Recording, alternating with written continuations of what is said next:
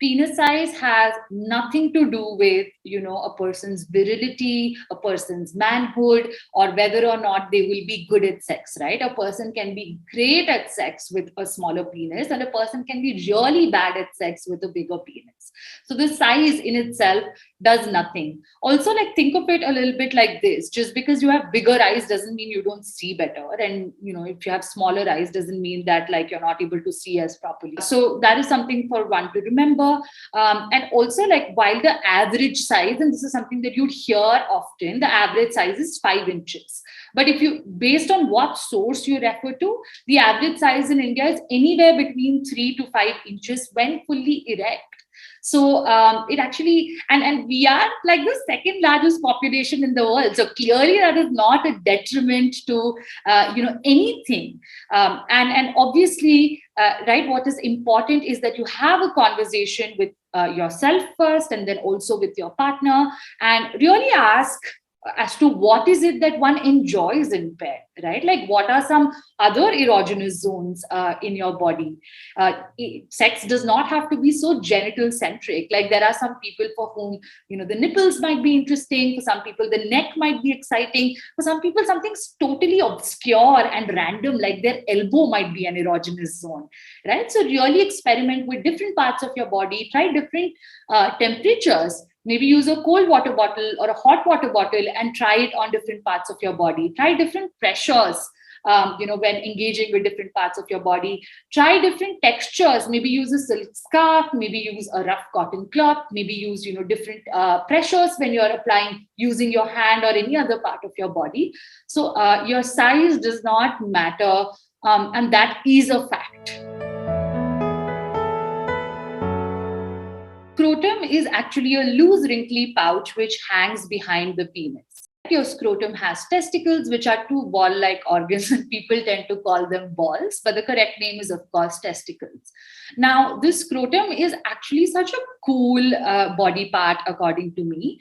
The reason why, your testicles, which is where your sperms are produced, is outside the body is because they need to be at a certain temperature in order to enable sperm production. Now, what this means is, and something that, people who have scrotums might have noticed, is like when you have a fever, for instance, you would notice that your scrotum, actually the wrinkles ensure that the scrotum actually drops down. The wrinkles actually enable for it to drop down and away from your body, because your body is really hot while you have fever, and it being away from your body ensures that it maintains that optimum temperature, right? And let's say that it's really cold outside. Like I was in Delhi recently during the winters, and it was so cold, oh my gosh. And you'd also have heard of the term freezing my balls. So what happens at that point is that your scrotum will actually scrunch up and closer to your body, and you will find that the wrinkles would have actually softened a little bit. They're not as prominent.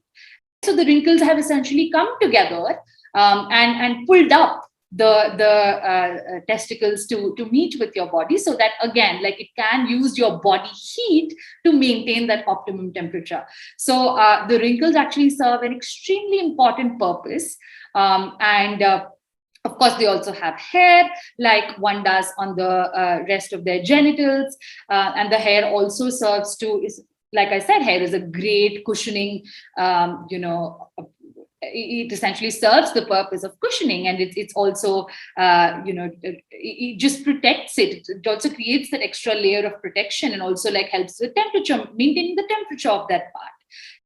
So that is the purpose of your scrotum. And you might have heard about surgeries, you might have heard about creams. Of course, not as common as, like, vaginal bleaching.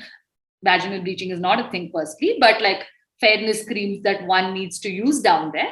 But so especially, like, with the scrotum, like, I've heard of some surgeries, people injecting Botox, or people, and what you see in pornography as well, that people don't tend to have any wrinkles. That is not necessarily how most bodies are. And in fact, like, 95% of people who've acted in porn films have admitted to having some form of surgery being performed on their body. So remember that those are not realistic standards. at all. So if that is where you're comparing yourself from, that is absolutely, not the right way to go about it. And just think of the magic that your scrotum is essentially performing. Circumcision is essentially the cutting of the foreskin. It is not the cutting of the penis like some people tend to think. It's just the cutting of the foreskin. Now, this may be done for religious reasons. In some religions, this is considered like an important practice. It may also be done for health reasons, because the foreskin needs to move in order for a person to be able to have penetrative sex, in order for a person to be able to release sperm. It needs to at least move enough to reveal the tip of the penis.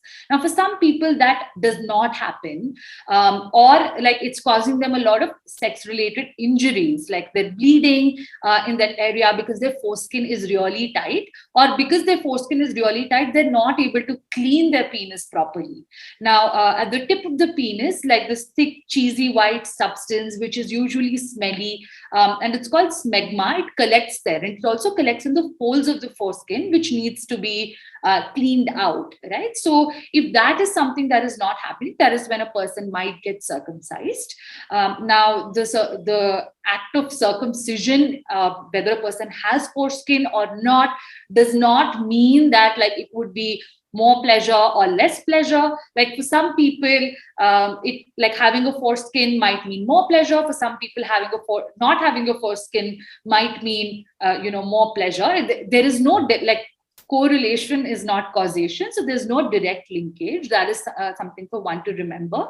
It doesn't necessarily have anything to do with pleasure for the person with the penis or for any other person that they might be engaging with. Like any study that you would see on this topic would also just be a controlled study and would not necessarily be conclusive. So there isn't like conclusive evidence that it actually means more pleasure or less pleasure.